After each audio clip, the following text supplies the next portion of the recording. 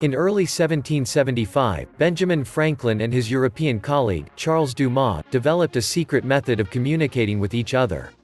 Dumas had spent years gathering intelligence in Europe to assist the Americans in their revolt against Britain. But the two needed a secure way to pass information across the Atlantic. So they developed a special cipher, a crude form of encryption where letters and words were substituted for numerals. The decryption key changed with every letter, so, for example, in a letter from Franklin dated March 2, 1781, the word merchant was written as 23, 3, 4, 13, 6, 14, 24, 18. At the same time, the physician James J., brother to the first Chief Justice of the Supreme Court, John J., developed an invisible ink so that revolutionary leaders could communicate in secret. These encrypted communications became critical to the revolution. And it's safe to say there would probably not be a United States if they hadn't developed a secure way to send information.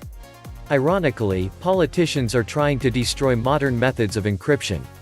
Over the past few months, while everyone has been in mandatory isolation, cowering in fear in their homes, and over the past few weeks while the land of the free has been consumed with rage, a few U.S. senators have once again proven that chilling political adage, never let a good crisis go to waste. First things first, like all freedom-killing bills, this one has a catchy name.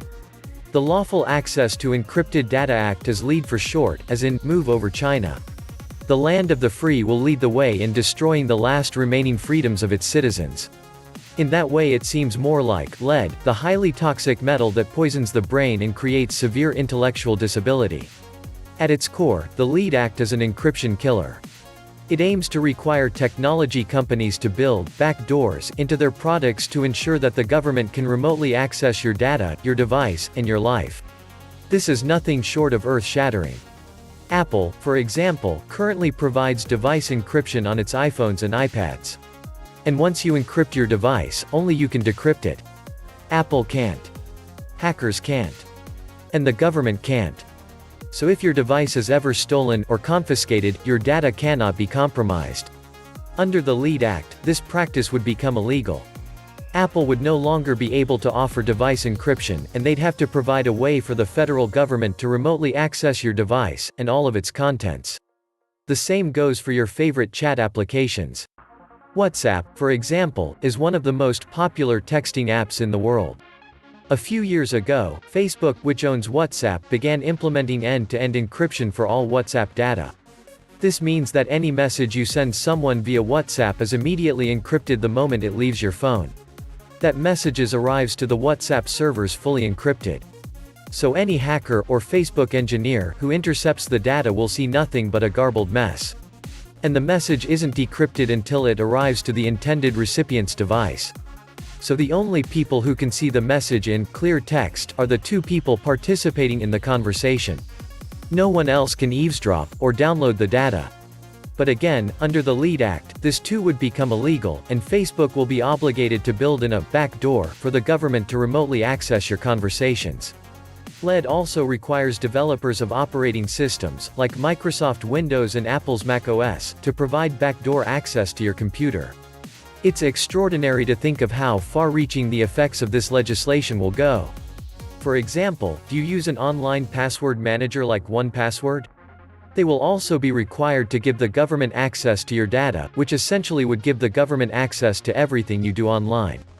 Do you upload files and photos to iCloud? Yup. That too. Apple will be required to build a backdoor and give the government access to your data. Any zero-knowledge encryption, whether it's for storing files, sharing photos, texting friends, making video calls, sending encrypted emails, etc., will become illegal under this legislation. And to be crystal clear about what that means, cryptocurrency will effectively become illegal under the LEAD Act as well. That's right.